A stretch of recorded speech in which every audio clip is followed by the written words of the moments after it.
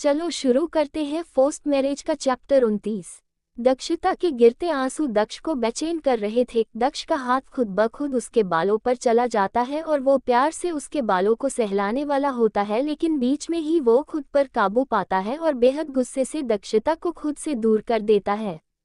दक्षिता फिर से उससे लिपटते हुए बोली, क्यों, आखिर क्यों कर रहे हैं हो आप ऐसा, क्यों दूर जा रहे हैं मुझसे, क्यों नहीं दिखाई देती आपको मेरी मोहब्बत। वो रोते रोते बोल रही थी पर उससे बोला नहीं जा रहा था। उसकी हिचकियां बंध गई थी। दक्ष से उसकी हालत देखी नहीं जा रही थी। दिल रो रहा था उसका भी। उसका दिल कर रहा था कि कसकर दक्ष को अपने सीने से लगा ले ताकि उसके कलेजे को भी ठंडक मिल जाए। दक्षिता रोते हुए बोली, बोलिए ना, जवाब दीजिए, क्या मिल रहा है आपको दोनों को तकलीफ देकर, जानबूझकर रहे हैं ना आप। दक्ष जो कुछ बोल नहीं रहा था वो मन में बोला, क्या कर रहा है दक्ष, ये वक्त कमजोर पने का नहीं है, अगर आज तू कमजोर पड़ गया तो सब बर्बाद हो जाएगा। वो एक गहरी सांस लेता है और एक झटके से दक्षिता को दूर धक्का देते हुए बोलता है, क्या नाटक लगा रखा है तुमने। हाँ, जब तुम्हें एक बार कह दिया कि मुझे तुमसे कोई मतलब नहीं है, तुम्हारे होने या ना होने से मुझे कोई फर्क नहीं पड़ता, तो इतनी सी बात क्यों तुम्हारे समझ में नहीं आ रही। दक्षिता बोली, इतनी सी बात नहीं है ये, आप झूठ बोल रहे हैं, मुझसे भी और खुद से भी। अगर आप प्यार नहीं करते मुझसे तो क्यों मेरे सामने आने से बच रहे हैं, क्यों आप रात रात भर घर नहीं आते हैं तो क्यों मेरे उठने से पहले चले जाते हैं, बोलिए, जवाब दीजिए, लगभग वो गुस्से से चिल्लाते हुए बोलती है। दक्ष गुस्से से एक एक कदम चलता हुआ उसके पास जाता है और उसे दोनों बाजुओं से पकड़कर उसकी आंखों में देखते हुए बोलता है, क्योंकि मैं तुम्हारी इन बकवास बातों का जवाब देना जरूरी नहीं समझता, समझी तुम। दक्षिता बेखौफ होकर उसकी आंखों में देखते हुए बोली, जवाब देना जरूरी नहीं समझते या देना नहीं चाहते, क्योंकि आप डरते हैं मेरी मोहब्बत से, डरते हैं मेरी दीवानगी से, डरते हैं आप खुद से, तभी तो भाग रहे हैं मुझसे। मेरा सामना करने की हिम्मत नहीं है आपके अंदर, ये साबित कर दिया है आपने। दक्षिता की बातें दक्ष के गुस्से को बढ़ा रही थी। वो दक्षिता को गले से पकड़कर पीछे दीवार से लगा देता है और एक हाथ से उसकी हथेली को कसकर पकड़ता है। उस हथेली को जिस पर दक्षिता ने चाकू से गहरा काटा था। दक्षिता को दर्द होता है जो उसके चेहरे पर भी नजर आता है, पर वो अपने होंठ से लेती है। दक्ष जोर से उसका गला दबाते हुए बोला, बकवास बंद करो अपनी, वरना आज मैं क्या कर बैठूंगा, मुझे भी नहीं पता। वो उसकी हथेली को मसलते हुए बोलता है, लेकिन दक्षिता हार नहीं मान रही थी। वो वैसे ही बोलती है, बकवास नहीं, सच्चाई है ये जो आपसे सुनी नहीं जा रही। तड़प रहे हैं आप भी अंदर ही अंदर, लेकिन अपनी जिद नहीं छोड़ रहे हैं। दक्ष जोर से अपना हाथ दीवार पर मारते हुए बोला, चुप हो जाओ, वरना तुम बोलने लायक नहीं बचोगी। अचानक से बाहर बहुत तेज बारिश शुरू हो जाती है। दोनों ही बालकनी से बाहर देखते हैं। दोनों ही अब भी बेहद करीब थे। दक्ष का गुस्सा अभी भी कम नहीं हुआ था। अचानक ही उसकी नज़र दक्षिता के हाथ पर पड़ती है। वो उसका हाथ ऊपर करके उसकी चोंच को देखता है और फिर आंखों से आग उगलता हुआ दक्षिता की तरफ देखता है। दक्षिता अपनी आंखें झुका लेती है। दक्ष दांत भींचकर बोलता है, कैसे हुआ ये।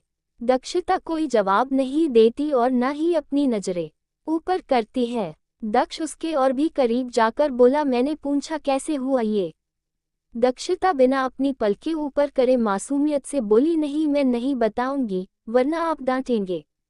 दक्ष का सब्र जवाब दे रहा था। वो अपने एक साथ से उसका मुंह पकड़कर ऊपर करता है और बहुत ही गुस्से से बोलता है, तुम सीधी तरह बता रही हो या नहीं। दक्षिता अपनी बड़ी बड़ी आंखों से उसकी तरफ देखते हुए बेहद मासूमियत से बोली, आप ऐसे पूछोगे तो मैं नहीं बता रही, फिर हाँ नहीं तो।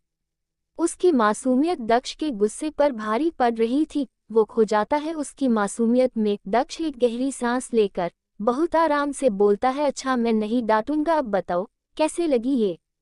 दक्षिता बोली, वो आप देर से आते हैं और मेरे उठने से पहले ही चले जाते हैं, मुझसे नहीं रहा जा रहा था आपके बिना तो दक्ष बोला, तो क्या। दक्षिता समझ जाती है कि दक्ष को गुस्सा आ रहा है, फिर भी वो हिम्मत करके बोलती है, तो मैंने चाकू से कट कर लिया ताकि मुझे नींद न आए। ये कहकर वो कसकर अपनी आंखें बंद कर लेती है। इस वक्त वो बहुत ही प्यारी लग रही थी। दक्ष एकटक उसका चेहरा देखते हुए मन में बोला, वही हो रहा है जिसका मुझे डर था। तुम्हारा ये इश्क का जुनून दिन ब दिन बढ़ता जा रहा है। जो तुम्हारे लिए खतरे से खाली नहीं है। दक्षिता अपनी आंखें खोलकर उसकी तरफ देखती है। दक्ष तुरंत अपने चेहरे के भाव बदल लेता है और गुस्से से बोला, पागल हो तुम, ऐसे कौन खुद को नुकसान पहुंचाता है, दिमाग ठिकाने पर नहीं है क्या तुम्हारा? दक्षिता एकटक उसकी आंखों में देखते हुए बोली, कैसे हो सकता है मेरा दिल और दिमाग ठिकाने पर? सब कुछ तो आपने ले लिया है, ये दिल जो सिर्फ आपके नाम पर धड़कता है। अगर आज भी आप ना मिलते तो ये धड़कना ही छोड़ देता। दक्ष के दिल में हलचल शुरू हो गई थी। दक्षिता बोली, ये दिमाग, इसके हर पल बस आप घूमते रहते हैं, सारा दिन आपके बारे में सोचता रहता है। मेरा सुख, चैन, भूख, प्यास, सब कुछ अब मेरा नहीं रहा, आपने सब ले लिया है। दक्ष दक्षिता से दूर होते हुए, शट अप, दीवानगी की भी हद होती है। दक्षिता उसके पास जाते हुए, नहीं, कोई हद नहीं होती दीवानगी की, कोई हद नहीं होती मोहब्बत की, ये तो बेहद होती है। और फिर आप हद में रहने की बात कर रहे हैं, आप जो हर चीज़ बेहद करता हो, चाहे वो गुस्सा हो, नफरत हो, सब बेहद। और मुझे यकीन है जिस दिन आप मोहब्बत करेंगे बेहद ही करेंगे। दक्ष एकटक दक्षिता की आंखों में देख रहा था और दक्षिता उसकी आंखों में। दक्ष मन में बोला, क्यों नहीं समझ रही हो तुम? जब मेरे 4 दिन दूर रहने से तुम्हारा ये हाल है तो जिस रास्ते पर मैं चल पड़ा हूँ उस रास्ते पर तो मेरे साथ कुछ भी हो सकता है, तब कैसे संभालोगी खुद को? नहीं, उससे अच्छा है कि तुम अभी संभल जाओ। ये कहकर वो तेजी से कमरे से बाहर जाता है। दक्षिता भी उसके पीछे जाती है। घर में अभी रामू के अलावा और कोई नहीं उठा था। दक्ष तेजी से सीढ़ियां उतर रहा था और दक्षिता उसके पीछे पीछे जाते हुए बोली, मेरी बात तो सुनिए, कहाँ जा रहे हैं आप इतनी सुबह और इतनी बारिश में? पर दक्ष उसकी कोई बात नहीं सुन रहा था और न ही उसकी किसी बात का जवाब दे रहा था। वो गार्डन की तरफ जाने लगता है पर दक्षिता एकदम से उसका हाथ पकड़ लेती है। दक्ष घूर कर उसकी तरफ देखता है और अपना हाथ छुड़वाता है पर दक्षिता फिर से उसका हाथ पकड़कर बोली, मेरे सवालों के जवाब दिए बिना आप कहीं नहीं जाएंगे, वो पूरे हक के साथ बोलती है। दक्ष बेहद गुस्से से उसे पीछे दीवार से लगाते हुए बोला, अपनी हद में रहो, समझी तुम? बेकार की जिद मत करो और कोई जवाब नहीं है मेरे पास तुम्हारी इन बेकार बातों का। एक ही बात तुम्हें कितनी बार कहनी पड़ेगी? कान खोलकर दोबारा सुन लो, मैं तुमसे प्यार नहीं करता, वो एक एक शब्द पर जोर देकर बोलता है। दक्षिता की आंखों में नमी आ जाती है पर इस बार तो दक्ष को किसी चीज से फर्क नहीं पड़ रहा था। वो दोबारा से उसके दोनों कंधों को जोर से दबाते हुए बोला, सुना तुमने, मैं तुमसे प्यार नहीं करता, दोबारा मुझे अपनी शक्ल मत दिखाना। ये कहकर वो बाहर चला जाता है। दक्षिता बारिश में ही उसके पीछे जाते हुए बोली, हाँ, क्योंकि आप मुझे देखेंगे तो दिल में दबा प्यार बाहर आ जाएगा आपका। झूठे हैं आप, झूठ बोल रहे हैं आप। आपकी आंखें बोलती है कि कितना प्यार करते हैं आप मुझसे, पर मुंह से नहीं बोलेंगे।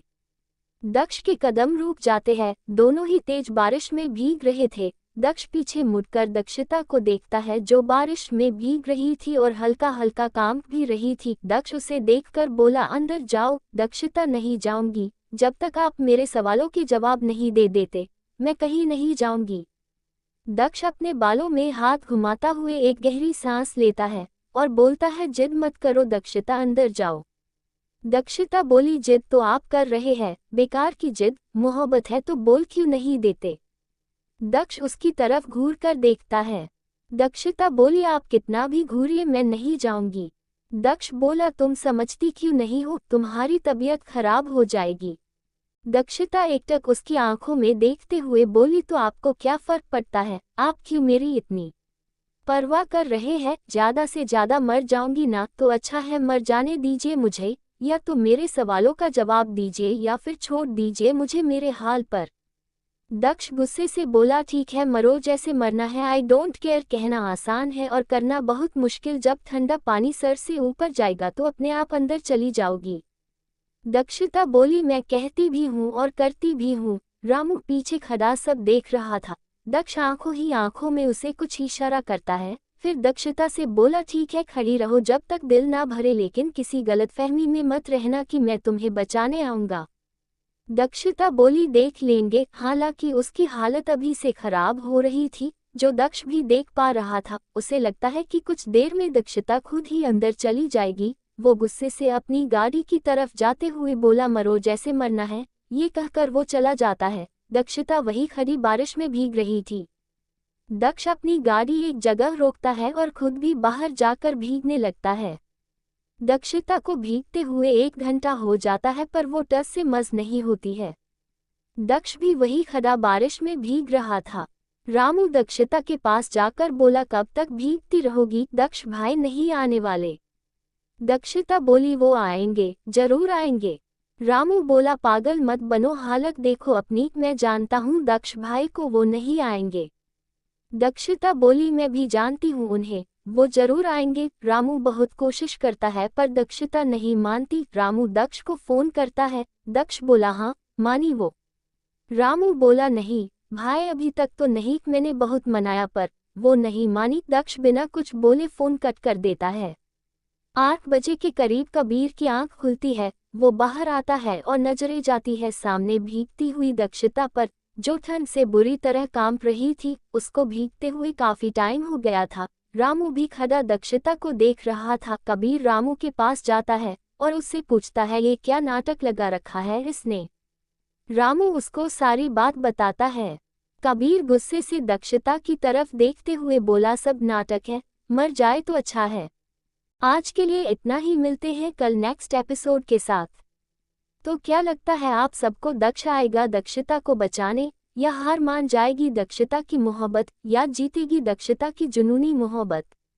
क्या हो जाएगा? दक्ष मजबूर कह देगा वह दक्षिता को अपने दिल की बात? ये जानने के लिए जुड़े रहे मेरे चैनल के साथ। अगर स्टोरी अच्छी लगे तो प्लीज़ लाइक, कमेंट और चैनल को सब्सक्राइब जरूर करें।